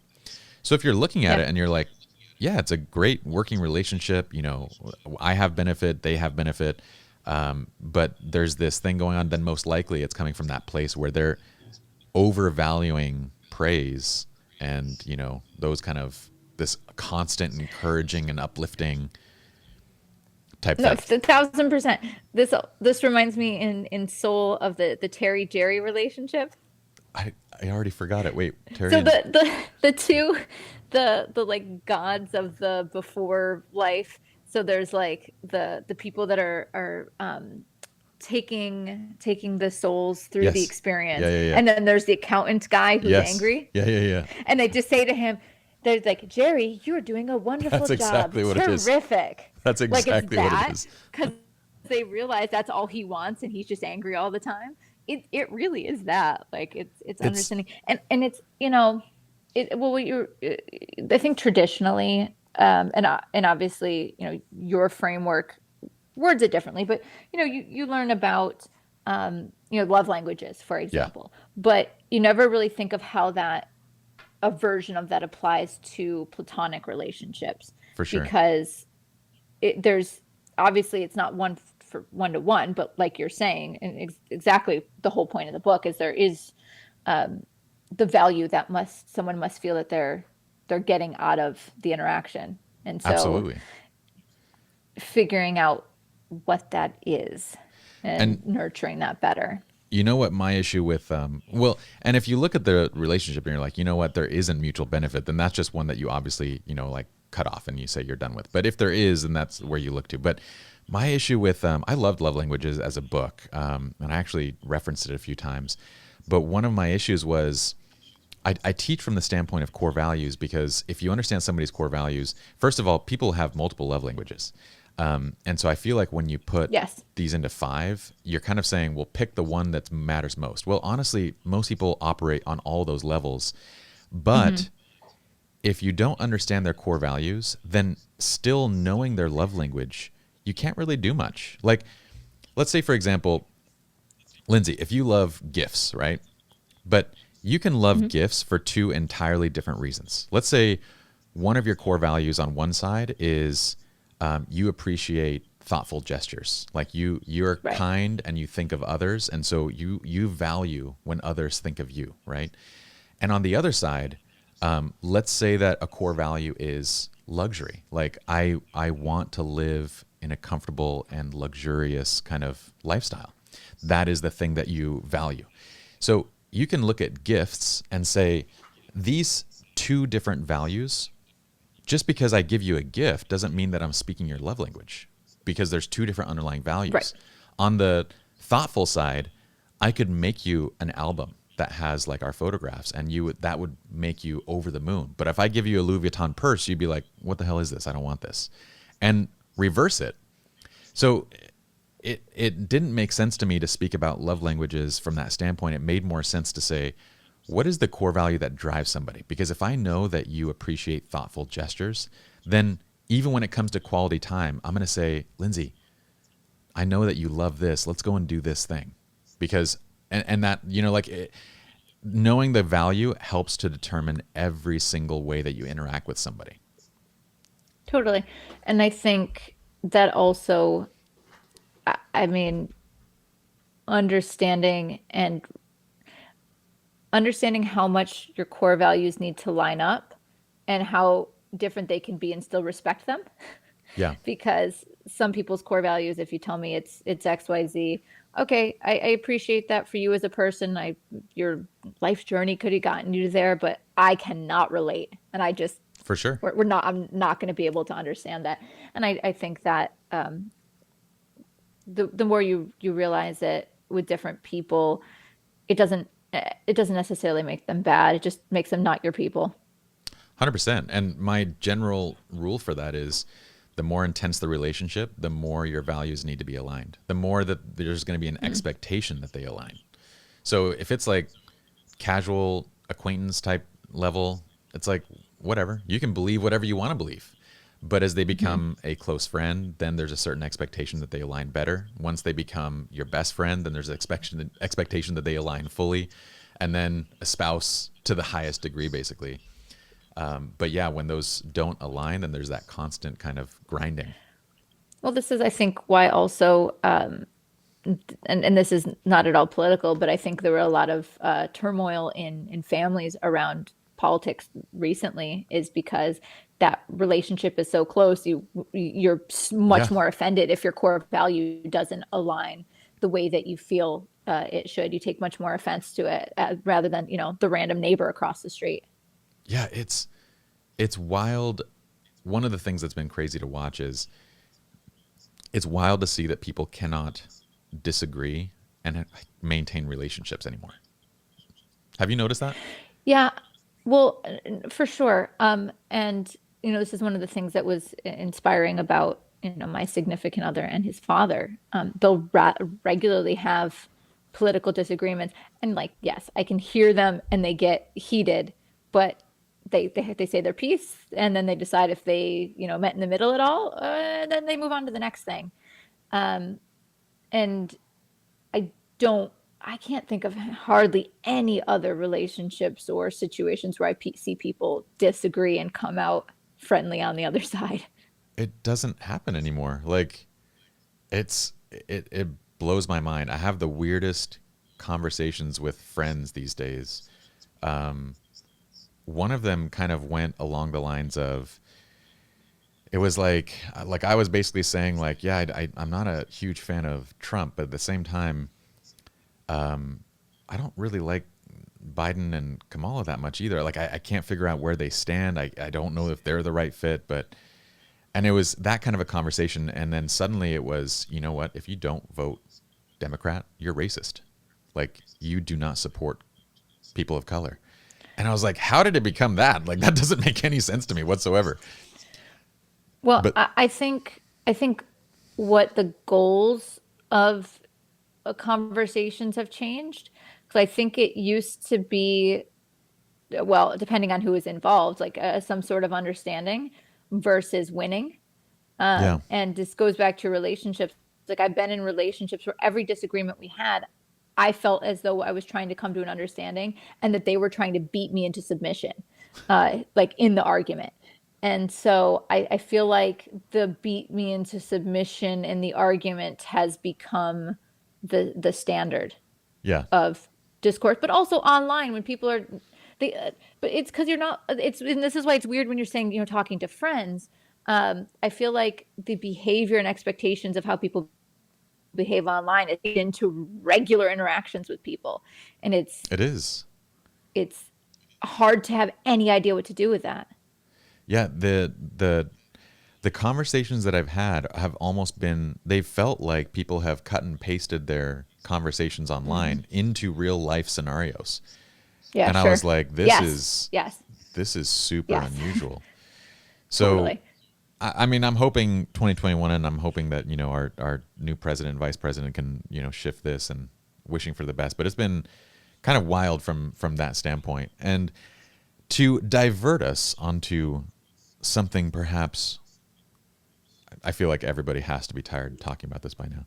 So For sure. I'm curious, outside of photography, well, do you still find that photography, like the photographs that you're capturing right now, do you still find that is fulfilling you creatively, or do you feel like there's an itch for me again? Like, there's something else that you want to be pursuing? Is there anything else beyond what you're doing? It's a funny question, because I see a lot of photographers and other artists that have these other creative outlets, and other ways that they're flexing their vision of the world. And I I don't, and I don't feel compelled to, in so much as like photography is definitely my way of expressing my creative vision. My business is that, and I'd say the biggest extent is that, you know, my significant other and I, we've bought a couple properties in the last few years, and so interior design is like the closest thing, Yeah. um, but not anything that I want to be a major part of my world. Now, there was a interview. I don't mean interview. Like, you know, when you're little and they like ask you questions of what you're going to do when you grow up, and then they write it down and they put it in whatever, you know, so there was this Yeah. little Q&A thing of me when I was in, I think, middle school. And one of the things that in this, they said, you know, what do you want to do? And I thought that I wanted to buy and flip slash renovate commercial properties. Okay. This is like my little kid thing. When you were younger. When I was younger, and I like the idea of breathing new life into space, but I have no sort of expertise on any of it. I just love creating beautiful things. Yeah. So the real answer to your question is no, like it's photography 100%. And so when I look at people that have other hobbies, other skill sets, oh yeah, children, oh yeah, marriage, all of these other things that they need to pour their energies into, it's something that I partially struggle to relate to, because my life is just like live, breathe, eat, sleep, you name it, photography 24/7, or something related to photography and creating. Yeah. I don't know if you realize how fortunate you are to have found that thing when you did. I mean, finding it at the age of 20-ish, that is crazy. Like I kind of feel like it maybe has been 3 years since, like it took this really roundabout way of like, I went and first started teaching about languages, and then I went back to school, finished my degrees, and I went into accounting, and then I became a photographer, and I taught about it. Took this whole process to land at frameworks. That's what I like doing.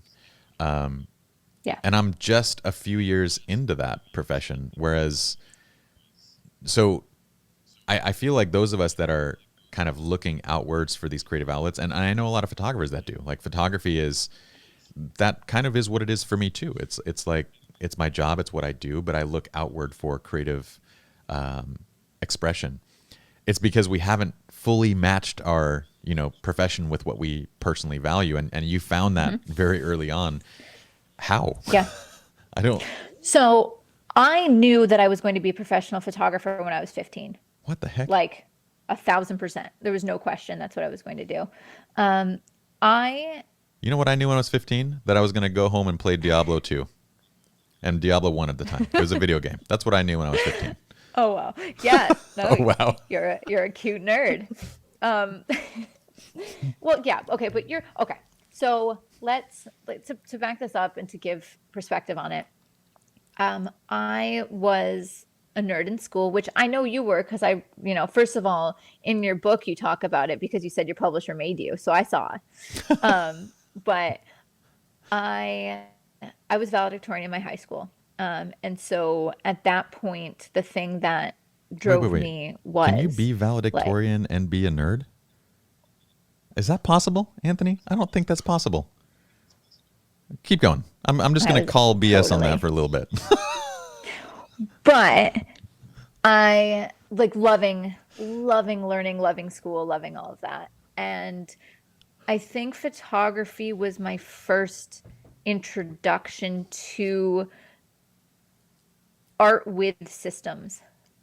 Interesting. Okay. So my thought of art, even for, I mean, probably a decade into being a photographer, was that art was like, you know, throw paint against the wall and like all this like artsy fartsy stuff that makes no sense. And Yeah. it's about emotions and feelings. And I didn't like that. That didn't appeal to me. I liked what I liked in school. Like I was, you know, studying something, following a system, writing a good paper, studying this way and getting good grade. Like I liked knowing, if I do this, then I achieve XYZ. Yeah. I liked that system. The technical process. Yeah. And so when I found photography, it was the first time that it was the confluence of art, science system all in one place, Yeah. because I liked and you know, to give me to age me here, but whatever. It was still film. And I loved the fact that I had to figure out the exposure. Oh yeah, when I added the flash at that distance, guide numbers, like I loved that because it was back to back to math Science. and school and Yeah. answers and science. And so I felt like it was the first time where I could be artistic but still speak to the structure that I like out of life. And then I my mom, my grandma, and my aunt were all hobbyist photographers. And my mom's mom said she remembered growing up that her father had a dark room in the house. And so, you know, when I was 12, it was my mom, my aunt, and my grandma, we would all go on little like photo safari walks. So we would go and we would, you know, I'd be photographing a mushroom and grandma would be photographing a tree and mom would be photographing, you know, whatever. And so it just became something that also had a really strong affinity and mental being mentally tied to the women in my family and Yeah. spending time with those people. And so I think it suited me as a person, but then also felt like a family thing. And my parents were, and this is, you start off your book talking about, part of talking about how many of us, you know, form our understanding of relationships and life goals and pretty much everything in life from our parents, which is completely true. But I had really good ones. That's awesome. And I tell people, you know, they say, well, what's, you know, what was kind of the luckiest thing that ever happened to you? And I said, being born into a family that was stable, good people, good relationship, good values. You know, that Yeah. it's not to Winning say the they lottery. were perfect, but it really was. I mean, I had no control over that. And from a very early age, my mom would go with me to photography classes. Like when I was 12, 13, my 13th birthday present was a camera. My 16th birthday present was 70 to 200. Like, you know, it was like I had a family that was supporting me. And even though I was definitely, um, you know, doing so well in school that maybe, you know, the doctor, accountant, you know, that kind of Yeah. stuff. Yeah. They said, no, pick whatever you want and you will be successful at it because you're built that way. And so I never even had a doubt. It wasn't like, oh, okay, will I be able to make it at this photography thing? It was, well, they said I would. So it just wasn't even a question. So I think that's kind of my greatest gift is not being forced to doubt myself from the very start. So while as a human, I had a million other doubts about myself, photography wasn't one of them ever. I love that. That is incredible. You have, Yeah. it makes sense why that is your outlet in every way because I mean, the technical pieces tie to who you are, the nerd side of you, the piece of you that wants the science, the math, and yet the creative side allows you to do exactly what you love doing and creating pretty things. Like I would Mm-hmm. imagine, you know, one of the things that I am kind of thinking about in terms of like a next book or a next concept is like, how do you find that thing? How do you find that spark? That So like soul. yes, like soul, but like an actual like framework and user's No, manual to totally. like let's go and figure that thing out. But what I would say is like kind of aligning this thing that you do with those your creative interests but also your other interests and that's what you've done and I could say like if you were to go and you mentioned that you like doing you know designing your homes right but I could say probably Mm-hmm. with 99% certainty that you wouldn't find even though you're creating something beautiful it wouldn't drive to your core because it's missing that scientific technical piece that photography gives you so you could do it for yourself but I would Sure. feel like you're not going to find nearly as much Well, enjoyment doing it for others.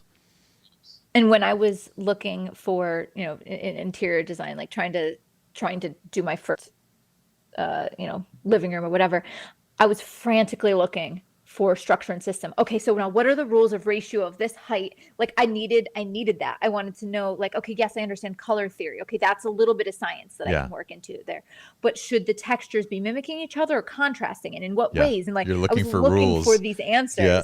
I was looking for rules to build my understanding upon, and then was frustrated when I didn't have them. Yeah. And you know, what you were just saying about figuring out your own spark and passion, it very much mimics what I teach about style. So one of the things I struggled with is okay, so my goal is now, my hope is now, when you look at my work, you look at Instagram, you look at whatever, you know, it's an image taken by me. I have a certain lens and vision through which I see the world, which I believe is, in my opinion, the photographers that will have the truly lasting impact have style. The ones that you will remember and the ones that make the greatest influence, you know, culturally and artistically and all of that. So one of the struggles I had was trying to figure out my style, because I like to shoot everything. And so I was shooting, I mean, soft and ethereal, and then I would shoot portraits, and then I would shoot landscape, then I would shoot bold and graphic, and then I would shoot, you name it, sexy. Like it was just kind of all over the board. And so I think the best case scenario of when somebody succeeds with creating a style is when it is reflective of your values and what speaks to you. So for example, my significant other, Chris Knight, he loves paintings. He loves Renaissance and Baroque art. He loves a sense of quiet. And if you interact with him, it's the same thing. It's a sense of thoughtfulness and quiet, sense of something that draws you in its quietness, like all of these things that I would describe of him. And when you look at his work, you see that instantly. Oh, for sure. Like it's you could use all of those things and figure out something about him. And I think in my work, I like control, structure. I like things that are bold and eye-catching. Like I want to be the center of attention. I want to be eye-catching. I want you to pause and pay attention to me. And I think you see that in my work, but I also think you see my love of control. Every pixel, every frame, the composition is very structured. And so I think the people that are most successful in their art is absolutely a reflection of who they are and what they value. And I think that's one of the reasons people struggle, is because they don't know who they are and what they value for such a long time. And so some people figure it out early on, and those are the people I think that we call artistic. You know, the people that they're naturally artists, is they perhaps can channel that through their art earlier. But a lot of us that have this artistic calling but don't necessarily define themselves as artists first and foremost in their lives, it takes longer to get there, because we got to figure ourselves out first and then integrate that into the art. That's so fascinating. It's I'm almost, I feel like coming into better understandings of myself and my expectations of just this conversation with you. But yeah, when I look at your work, I could see that developmental process over the past 10 years. Like as you have been posting work, it has evolved to what it is today, where now there is a very distinct look. You could show me a photograph and I know if you've taken it. I know 100%. I know from your usage of first, you're extremely technical. There's a level of, like you said, control and perfection in each frame that I've kind of come to expect from your work. There's also the usage and balance of color, as well as shapes. You use a lot of shapes, a lot of lines, a lot of intention in the way that you lead somebody's eye around the frame. And when you combine it all together with your bold and kind of vivid look, it's so distinctly Lindsay. And same with Chris's work. Chris's work is like, I'll see a portrait and I'll go, if this isn't Chris, it's somebody trying to be Chris. Totally. You know what I mean? Like, totally. Like it very much is a reflection of that personality. But as you say this, I kind of like, you know, over the past few years, I've had to come to understand something about myself, which is I am that person that you describe. I don't know that I have necessarily a photographic style. I have several styles that kind of like call to me, several styles that kind of like, and as you're saying it, I'm kind of thinking like it makes sense. I never really intended to be, I never set out to be a photographer who is known or recognized for the work that I create. I think the work that I create is good, and I'm just being incredibly realistic with my own look. It's like, Lindsay, you're an incredible photographer. You make people like me look like camera owners. I'm good at photography to an extent, and like you said, it's this journey that you never stop learning. But I also recognize that like there's not really any images that I post or capture that are going to change the world. Like they're not going to change the industry, the fashion. They're not going to change, they're not journalistic images. They're not going to change like people's perceptions of things. What I came to realize was that my frameworks and my education is that for me. When people Totally. It's that signature. Like when people look at my education or when they read something, that's where they're going to see me in it, not my photographs. No, and I agree with that. And I will say, I genuinely think you're extremely, extremely good photographer. But I also see what you're saying is, what are you trying to get out of what you're creating and your work, and where you're finding your own personal value and expression isn't necessarily in what you create stylistically. Like that, that's just not of importance or the value in what you're contributing. And I think that's one of the things that I was struggling with is how important, like if you watch one of my posing tutorials, the images I'm making aren't necessarily Lindsay images, but then I want to create Lindsay images and show people how to do that. And so I was struggling on, okay, what is it, where is it that I want to find I create in the teaching? Can the two coexist? Can I marry them? And if I don't have a style, does that make me less? If I teach, does that make me less? Because there's this whole argument of those who can't do teach, but I don't feel that way. And it's a stupid argument. And Chris, for example, gives a good example that when we went to the Rembrandt Museum in Amsterdam, and one of the first things he said is he immediately, upon being successful, had a workshop where he was teaching other artists in his style and in his technique. And so that always made me feel more reassured. But the point of that whole rambling was just it's figuring out which part of this equation is important. And I guess I would say almost for me, like what part is more important for legacy? Is it the imitation? Can the two coexist? I know. I think you've done a perfect job of this. Anthony, can you pull up Lindsay's website again? And the reason is I've seen your body of education. Now, in your education, you teach, engagement photographs. You teach, wedding. I've seen you do like wedding stuff. I've seen you do family portraits and all sorts of things. But what I see you doing is you separate those things. You have stay on just her portfolio. In your portfolio, you are through and through fashion, and this is who you are. And so you've kept those two things separate, whereas in your education, like you said, you teach frameworks, and those frameworks can apply to anything. And so you do a great job of being relatable and showing how your frameworks can apply to whatever. But in your photography, you separate the two. If I saw here like engagement photos, that would be weird. Like that that would be like, okay, I'm kind of mixing and matching and not quite sure of what I want to do and who I am.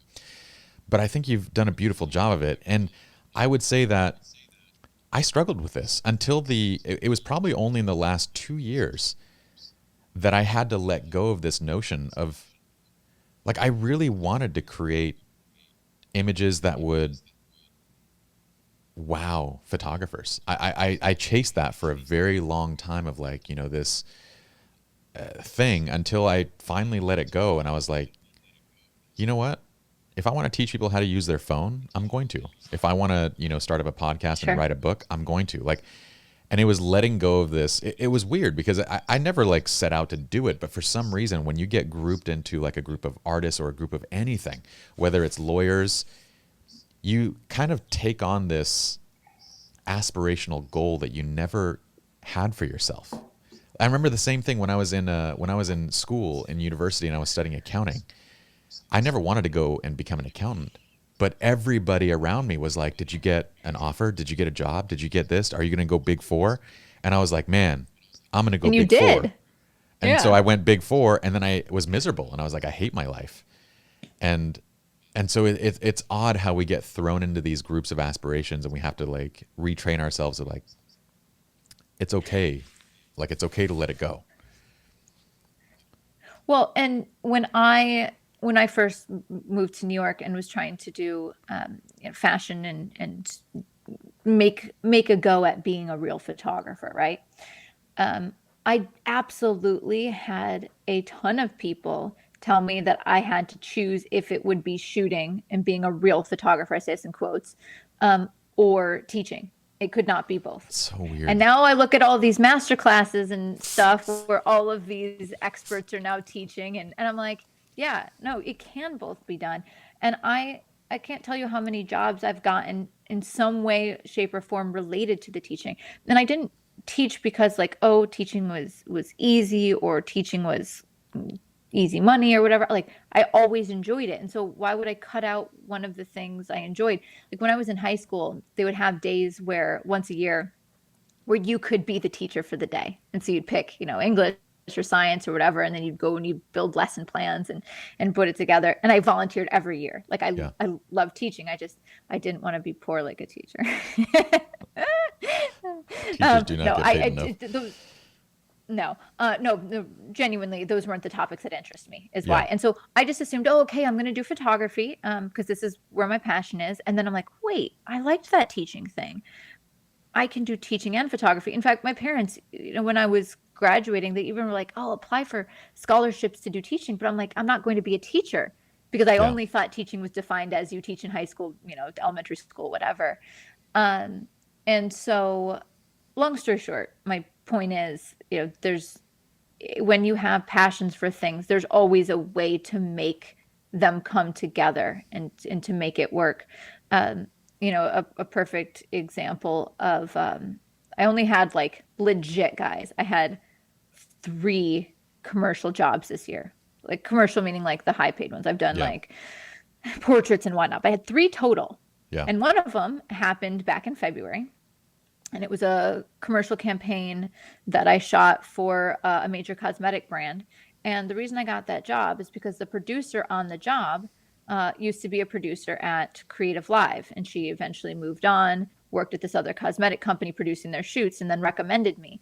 And so saying like, oh, if you do teaching, it's going to exclude you from other things was far from the truth. It helped me meet people that opened up opportunities. So I don't know. If anyone pretends that they have the answer to the way things have to be, they're full of crap and trying to be self-important rather than guiding you and, allowing you to see the different opportunities. If they're just like, oh, no, you can't do X, Y, Z, they're just full of crap. I want to say I think, the landscape, it looks very different 30 years ago. I feel like sayings like that really became popular 30, 40, 50 years ago. And the landscape looked dramatically different. Back then, if you wanted to do something, you didn't have time to teach. And if you wanted to teach, you didn't have time to do because those two things were very separate. Now, being in an online world, you can go and do that campaign, and then you can come back to the studio for a week and you can film something and put it online. It's a very different. So today it feels like the people who are at the top of their game, they need to be the educators. They need to be the teachers, and there's enough time for them to do so.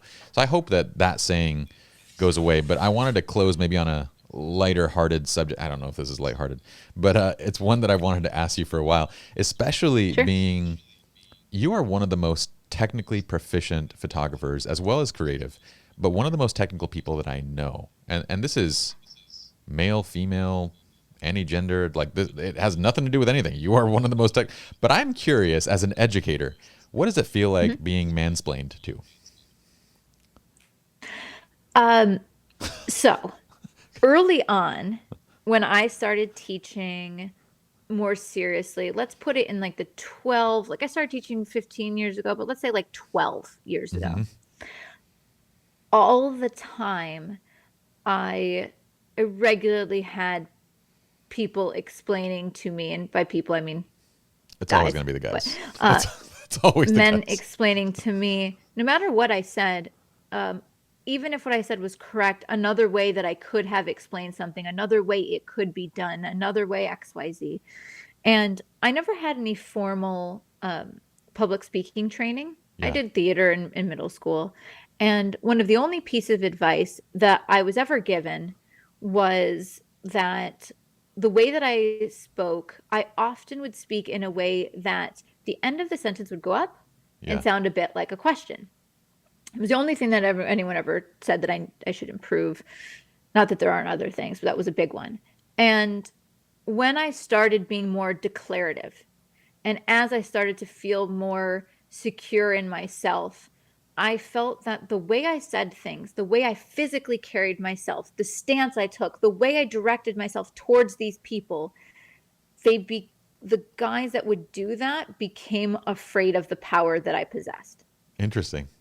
They I think that they would, when I carried myself a little bit more vulnerably and um, a little less authoritatively, they would see an opportunity to kind of wield get their way in and pick away at things. And it has gone away to almost nothing when I'm in person. You'll see it online a little bit, but what's great online now is if anybody is a dick to me, the my online community will just attack them and destroy them. So I don't have to do anything. Like these people get torn down. And for better or for worse, it suits me quite well.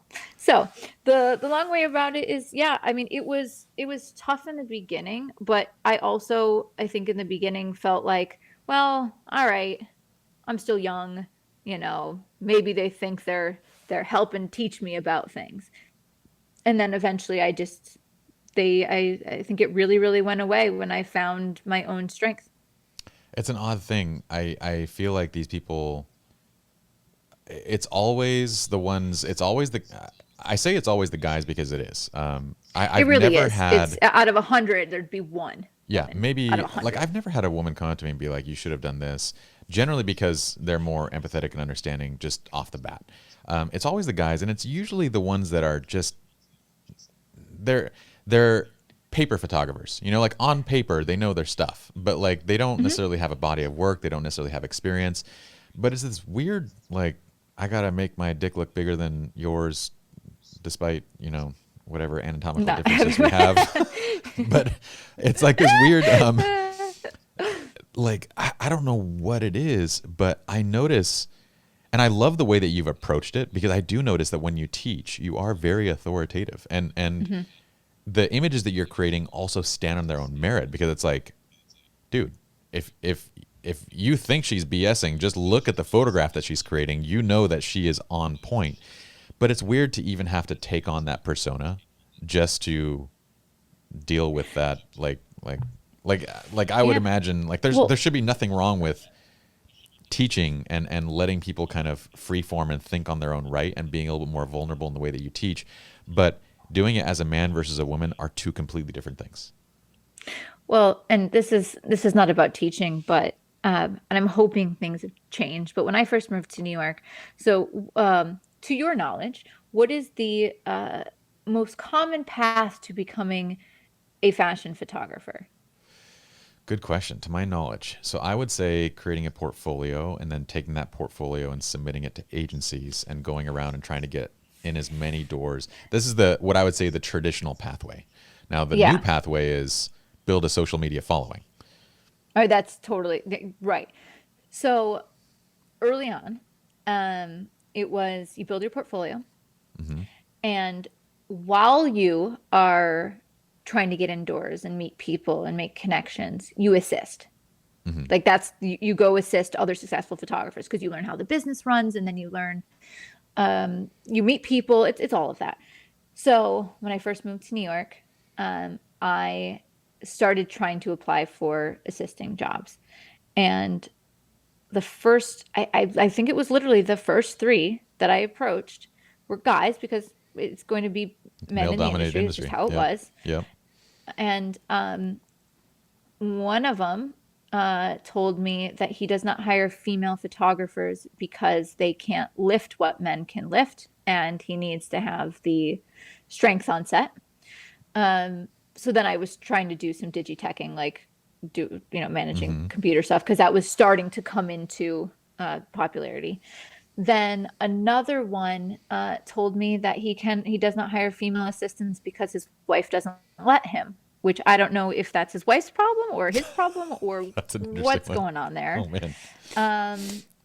And then there was the third one was along the vein of like, well, I travel with assistants and we often share rooms, so it was like that kind of vibe. Okay.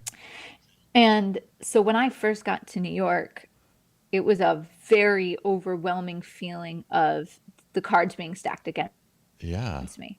Like it definitely felt that way. And so I'm one of the few photographers that I know that didn't, that of my age, that didn't go assist people. For example, Chris, how many years did you assist for? Yeah, so Chris assisted for 2 years for a photographer down in Miami, and the guy shot tons of campaigns and big things, and that's how you learn, etiquette on set, and that's how you learn lighting and the business of it.